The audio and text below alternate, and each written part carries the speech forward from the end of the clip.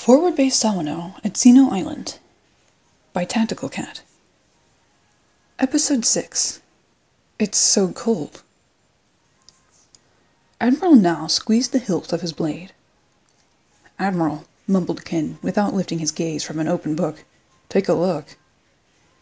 He had stopped just before a sporadic trail of blood. Now scanned the surroundings, crystalline katana hanging at the ready. Unlike Yuki's, his blade was inversed, with a white handle, and a blade black as the far reaches of the universe. "What happened here?" he intoned flatly. They made their way across the dock, tracking the trail toward the Sonaso fan. There were blood prints on the ladder rungs, probably from a boot print given the uniform tread, though it had dried by now. "Ken, stay here. I'm not going any further than the deck. I just need to see what happened." He slid his katana up and clambered over the edge. Oh.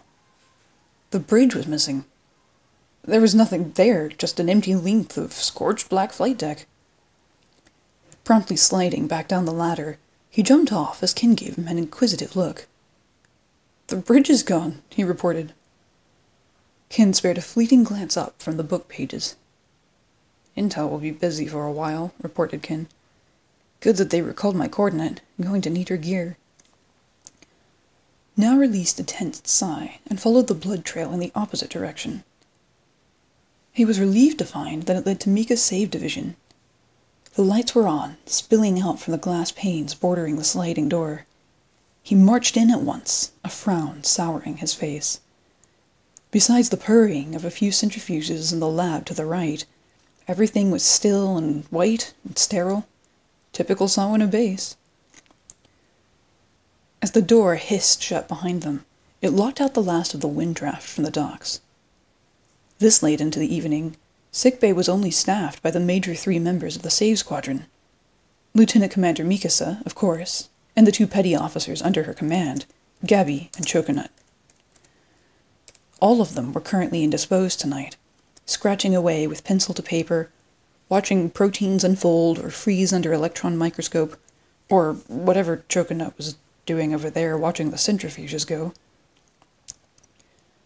They migrated across the foyer toward the ICU, largely unnoticed, except by Petty Officer Gabby, who glared apathetically up once from the microscope to observe, and promptly returned to her work. They found Thulner and Yuki sleeping fitfully across from each other just beneath the windows. Without a noise, now lifted a chair, placed it evenly in the space between them at the bed feet, sat down without a word, and slipped his communication screen out of a pocket to work until the other 2 woke. "It looks like Ares spies got to them before we did," he said. "I'll stay here for a bit. Ken, you make as much headway on your investigation as possible tonight. By tomorrow I want answers. And Sten better have something to report too." "Seaman Doe," muttered Thulner, death staring a hole through the ceiling. Sunlight flooded in from the windows above his bay. Dio. So much firepower. He lifted his hand into the air, as if holding gravityWall aloft. Over and over last night he had watched it cracking right before his eyes, had heard the cracks clawing through the shield toward the core, had sensed just how useless their best technology had been against such concentrated energy output. It was the same 2 years ago, abject uselessness against the onslaught of their numbers and technology. They really needed better defensive weaponry, both ship armor and their personal arsenal.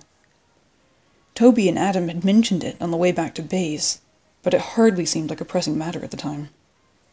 Maybe he was too used to his heavier armor. He wasn't the one in a light battlecruiser, after all. "Thulner-san," mumbled Yuki sitting up, ensconced in a sea of blanket. "You look like crap." What happened yesterday, he thought, realizing that she had spent the night in sickbay with him. From where he was sitting, he could only see her face poking out from atop the blanket. It was different seeing her with her hair down, though he wouldn't have been the least surprised if she had slept in uniform. "Not too bad yourself, Yuki-san," replied Thulner, sitting up with a chuckle. He always had the energy to smile and remain cheerful, no matter how horrid the day had been. He probably looked wretched, but he surprised himself with how much energy he had. Whatever Mika had done, it worked. She was the most experienced medical officer at the front, after all, despite the apparently light-hearted jokes. Yuki smirked wearily, unable or unwilling to produce a full smile. In this regard, Thulner and she were opposite. She had never been known for emoting much, unless in the company of a wug lamp, her brother, or a good book. For her, smiles weren't a commodity to be distributed carelessly upon sight. Thulner, on the other hand, was generous with them. A solemn silence ensued, and the sun from the windows began to defrost the frozen memories that had haunted their dreams throughout the night. Shaking off the night frost, Thulner took a glance around the room. The core of CRYst-Alise was resting on her nightstand, bladeless black hilt contrasting with the white of the room. There was a belt and a white elastic hairband stretched out beside the core, too. At the head of the bed, he noticed her small uniform coat hanging off the pole. "Oh, I see," he thought with a sympathetic smile. "Guess Mika stole them last night," he observed. She took in a nervous, restrained breath, and immediately noticed the hair tie sitting on the nightstand. A shot of adrenaline ran through her spine. Yeah, she admitted, with unmistakable embarrassment. She seized the hair tie from the bedstand and tied her hair up immediately, and then she hid in the pile of blanket again. "It's nice down like that," replied Thulner against hopeless odds. Such a platitude would not change her response, and he knew it. Why did he still feel a compulsion to say such things? When did he learn to smile, even if it broke his heart? The room was so tranquil, but he could not deny the creeping sense that its serenity hid a darker history. He heard the metallic clink of CRYst-Alise as she reached out for it, enclosing the silk wrapping in a careful grip. An acquiescent sigh ensued as she lifted the blade and drew it down. Geometric crystals pieced together slowly with that characteristic ionic chime as the parts connected. In the sunlight from the window, the white edge glimmered like alpine mist, announcing to a dawn-lit valley, "Worry not. 1,000 beliefs will salvage my soul, and my spirit will be unsundered." At the edge of his view, the core of gravityWall popped into sight on the edge of his bedstand. He vaguely remembered dropping it yesterday. She must have brought it in after he had passed out. Unlike CRYst-Alise, however, it would have been pointless to try expanding it. The core was out of battery, which meant that, even if it had enough matter left over to ionize, there wouldn't be enough energy to make anything. Their weapons were a miserable picture of the current circumstance. "It's so cold," she shivered, wrapping herself more tightly. "Back to training, I suppose," came a disappointed aside. Even from this far away, he could hear the squeeze of a fist around the handle. In the gentle sunlight, the edges of everything in the room glimmered and warmed, like ice melting against the kindness of spring. Everything was perfect. Everything was hideously and tauntingly perfect. "Saint," she addressed him directly, with unflinching gaze, blade obscuring half her face. "Thanks for the help yesterday." She bowed her head to him, but he only returned a smile. "Sorry for being so late," he replied nervously. "Wish I'd gotten there sooner." A pang of guilt washed over his system. This was not the first time he had been late, or had failed to protect someone. Protect. That's right. Protect had been the Fleet Admiral's order that day when they were all promoted to the captainship and assigned to Sawano base. It was his one duty, the primary role which was expected of him, and what the others relied on most. He had been so oblivious and unfocused last night that it never occurred to check if Yuki was all right. And it was just like her to hide it. With reserved movement, they looked back at CRYst-Alise, ingloriously missing its tip, As it formed, the atmosphere had been suffocating. But now that the stub of CRYst-Alise had built as much as it was going to, they couldn't help but notice how awkward it looked with a broken tip. Actually, it was hilarious. But there was no way he was about to disrespect Yuki-san's efforts with inappropriate laughter after she had sacrificed the point of her blade. No matter how stubby and childish it looked without a point, no matter how silly a blade the same length as its handle seemed, he was not about to lose. "Ha ha ha ha!" rang Yuki's voice. The tension slinked away like floodwaters receding after a week of deluge. She couldn't take the sight of CRYst-Alise seriously either.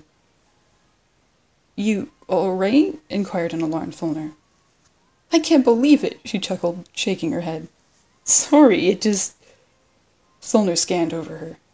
Should he have been impressed or seriously worried that she had completely lost her composure first thing in the morning? "He's pathetic," she continued, barely restraining the laughter.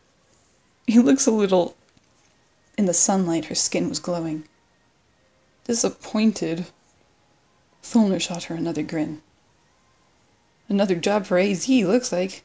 Stin ain't gonna be too happy about this. Isn't this the 3rd repair this year?" The doors hissed open. In ran Lieutenant Commander Stin, waving a bundle of papers overhead. "Admiral, I have compiled, edited, and delivered the report you requested last night. My proposals to solve the defensive issues that have been developing are listed on page 3. Given the decibels he had managed to achieve, there was no way the Admiral would have been able to sleep any longer. "Oh, is it diurnal morning already?" asked a voice from somewhere below. There was a yawn. A book closed over a bookmark, and Ken crawled out from beneath a bed. Having stunned Yuki and Fulner into silence, he stood triumphantly and crawled towards Admiral now. "Who's shouting?" Ken complained. It had been a slow morning, if not a little somber, until the papers and research had barged in. Admiral now pulled his eyes open. He had managed to last halfway into the night before passing out from exhaustion. "Huh? Stin," mumbled Nell, barely awake.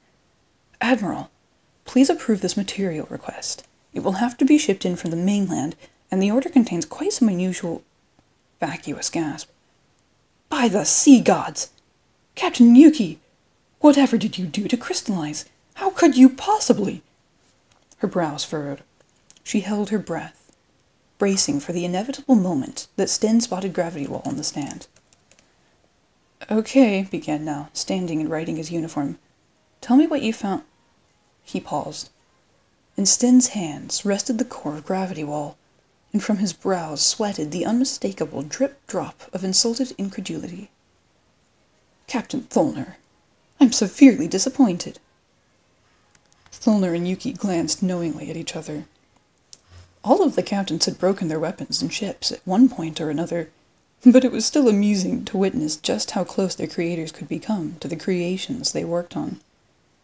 Senior Chief Annie was similarly protective of the jewels. Nell walked over toward Stin and seized the back of his collar. "Let's not bother them," he suggested. "Come on, they'll get their justice just by being stuck here for a week." Nell began to drag him toward the AZ lab. "I'll be hearing about it for a week," he mumbled through his teeth.